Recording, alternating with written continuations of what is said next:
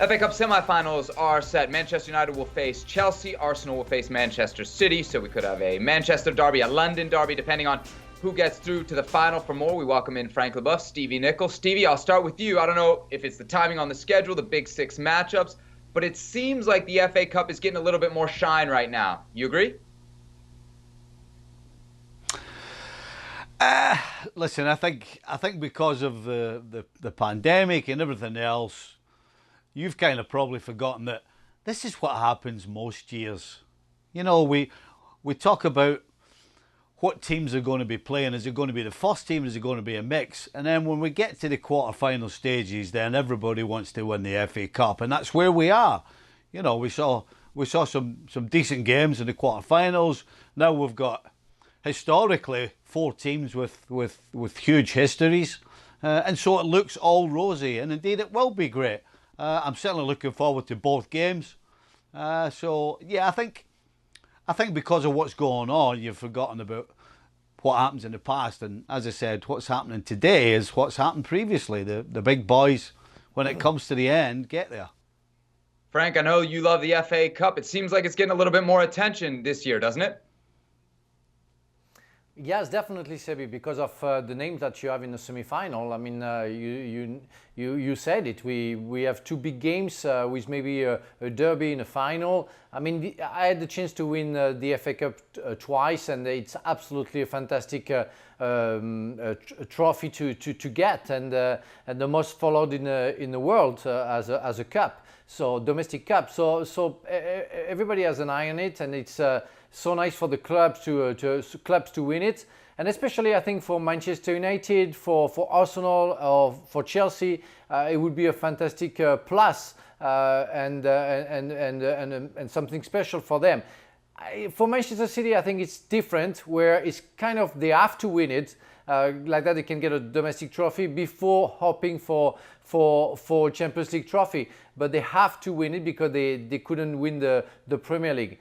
For the others, it's more than a plus, because I think they don't have the teams to fight for the first place in the Premier League. So it can be a fantastic ending for those 3. Stevie, let's put Manchester City, Pep Guardiola aside for just a second. The other 3 managers, Lampard, Solskjaer, Arteta, who of those 3 do you think needs the validation more that this trophy would bring?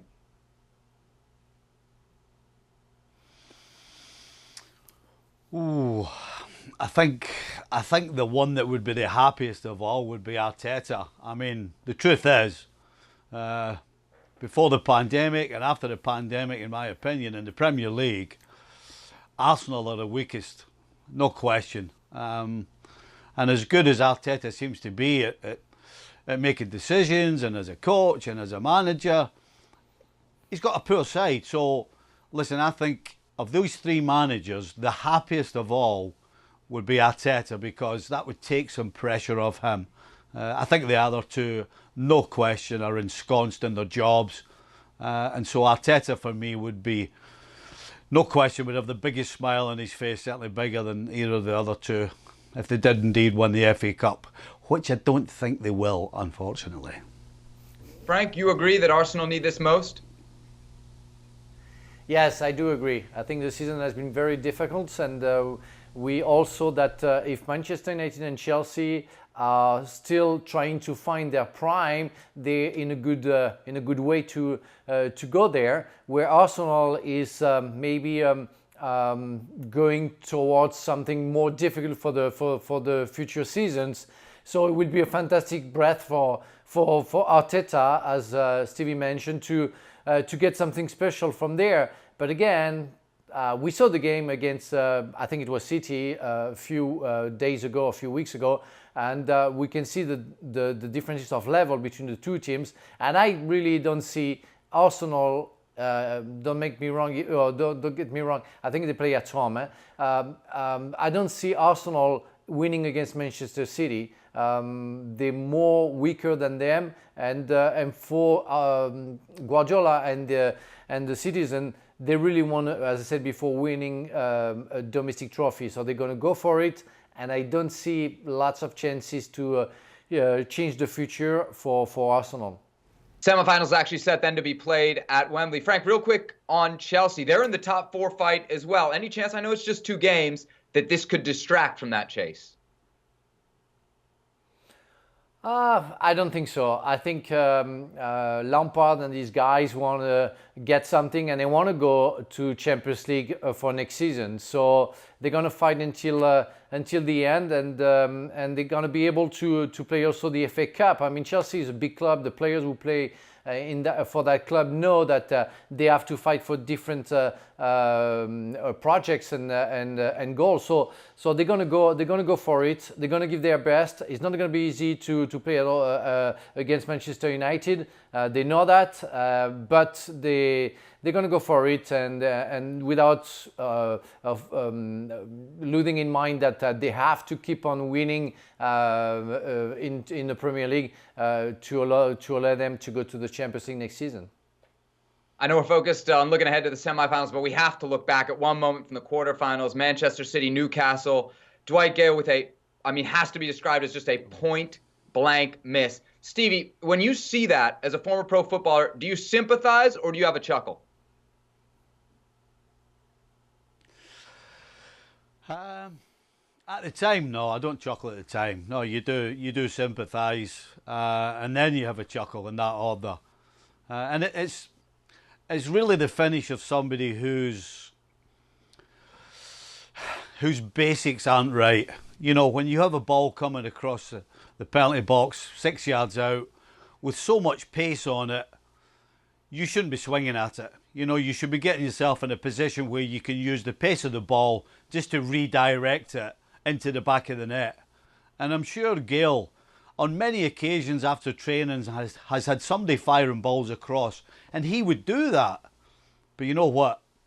When you step on the field, things change. And when you get the opportunity and you don't remember all those times that you've spent training and finishing, then you see what happens. And that's unfortunately what's wrong with Gayle. At times he can be great, and at times he could do what you saw and balloon a ball over the crossbar from, 6 yards? Frank, I wonder what goes through your mind when you see a miss like that. Well, I sympathize because we saw many fantastic players doing it, and he's not the only one, and I'm sure in the near future we're going to see that again. I mean, I'm sure during the training session he could have tried that 10 times and put the ball in the net nine times. So you want to sympathize because it's more reflex. When you see his upper body leaning... he better have done it 10. 9 out of 10. He should get 10 out of 10 for there. No. I think it's about reflex. Again, his upper body leans towards the sky, where you have to go towards the floor to make sure that the ball stays down. But if you do that in training session, of course your body is going to go there, and then the ball never go above the crossbar. So I really think it's a misluck for Gayle, and it's an important misluck, but it's a misluck because. I'm pretty sure that he's good enough to put that in the net. 9 out of 10, Mr. Steve Nicol. Stevie, last word. Frank, I think you've been very nice to Gayle. Come on, that is bread and butter. He should not. If he takes 10 out of 10 in practice, he should be scoring 10. I failed to mention actually the biggest mistake he made is he swung at it. And when you have to swing at something, that means your timing and everything else has to be spot on. And that's why I said you just use the pace of the ball, you get your body in a good spot, and you redirect it. Well, thank you very much for watching ESPN on YouTube. For more sports highlights and analysis, be sure to download the ESPN app. And for live streaming, premium content, and let's not forget as well, ESPN FC 7 days a week. Subscribe to ESPN+.